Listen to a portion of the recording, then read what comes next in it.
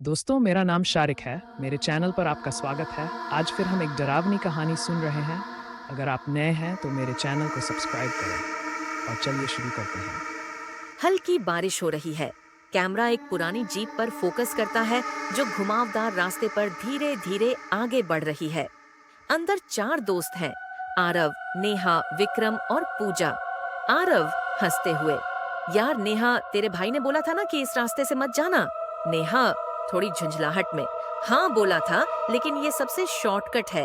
और वैसे भी ये सब पुरानी हवेली वाली बातें झूठी हैं।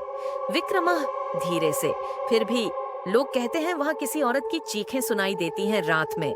पूजा घबराई हुई, बस करो यार, डर लग रहा है। जीप अचानक झटका खाती है और बंद हो जाती है। आरव, क्या बकवास। इंजन बंद हो गया।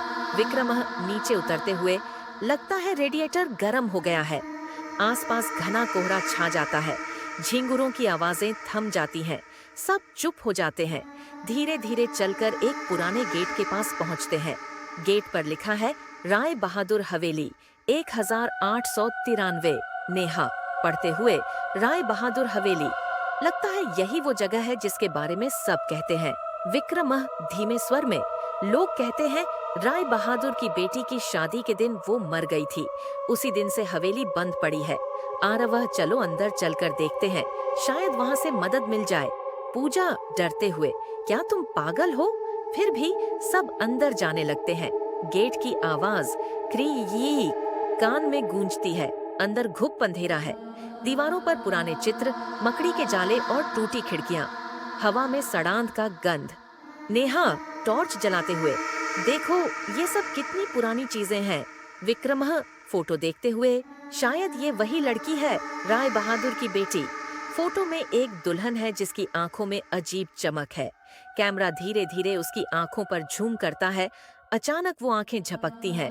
पूजा चीखते हुए, मैंने देखा, उसने आंखें झपकाई। आरव, बकवास मत करो, टॉर्च की रोशनी पड़ी होगी। अचानक ऊपर से कोई चीज गिरती है। एक पुराना घूंघट जमीन पर गिरता है। नेहा धीरे से, ये शादी का घूंघट है। ठंडी हवा चलती है। दरवाजा अपने आप बंद हो जाता है। चारों अंदर फंस जाते हैं कि रोशनी झिलमिलाती है। दीवारों से किसी के पैरों की आवाज आने लगती है। थक थक थक। विक्रमा, कौन है वहाँ? कोई जवाब नहीं, बस वो आवाज पास आती जाती है। पूजा रोते हुए, आरव, हमें यहाँ से निकलना होगा। आरव दरवाजा खोलने की कोशिश करते हुए, ये दरवाजा जाम हो गया है। अचानक गलियारे के अंत में एक सफेद साड़ी में महिला दिखती है। उसके बाल खुले हैं, चेहरा घूंघट से ढका है। नेहा फुसफुसाते हुए, क्या वो वही है?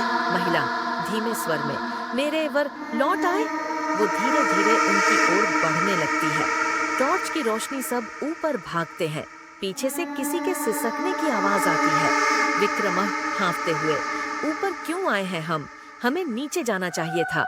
आरव गुस्से में, नीचे वही है। ऊपर पहुंचकर एक कमरा दिखता है। दरवाजा थोड़ा खुला है। अंदर मोमबत्तियां जल रही हैं। बीच में शादी का मंडप सजा है। पूजा कंपाते स्वर में, ये सब अभी जल रहा है? मंडप के पास वही फोटो रखी है। अब उसमें दुल्हन के चेहरे पर हल्की मुस्कान दिख रही है। एक झटके में स्क्रीन धुंधली होती है। पुराना समय दिखता है। हवेली में शादी का माहौल है। दुल्हन यानी राय बहादुर की बेटी ललिता हंस रही है, लेकिन अचानक आग लग जाती है। सब भागते हैं। दुल्हन अंदर फंस जाती है। ललिता चीखते हुए, कोई है? कोई मुझे बचाओ। आग में ललिता की चीखें गूंजती हैं। धीरे धीरे स्क्रीन काली पड़ जाती है। नेहा हाँफते हुए जागती है। लगता है सबने वही दृश्य देखा। नेहा धीरे से, वो यहाँ इसलिए है, उसे कभी मुक्त नहीं किया गया। पूजा रोते हुए, तो हमें क्या करना चाहिए? अचानक आरव के शरीर पर किसी अदृश्य ताकत का कब्जा हो जाता है। उसकी आंखें सफेद हो जाती हैं। आरव, ललिता की आवाज में, धीमे स्वर में, उसने मुझसे वादा किया था, वो लौटेगा, पर कोई नहीं आया। पूजा और विक्रम पीछे हटते हैं। नेहा रोशनी में खड़ी होकर बोलती है, नेहा, हम तुम्हें मुक्त करने आए हैं। तुम्हारा दर्द खत्म होगा। कमरे की सारी मोमबत्तियां एक साथ जल उठती हैं। आरव बेहोश होकर गिर जाता है। कमरे में सन्नाटा छा जाता है। सूरज की किरणें टूटी खिड़की से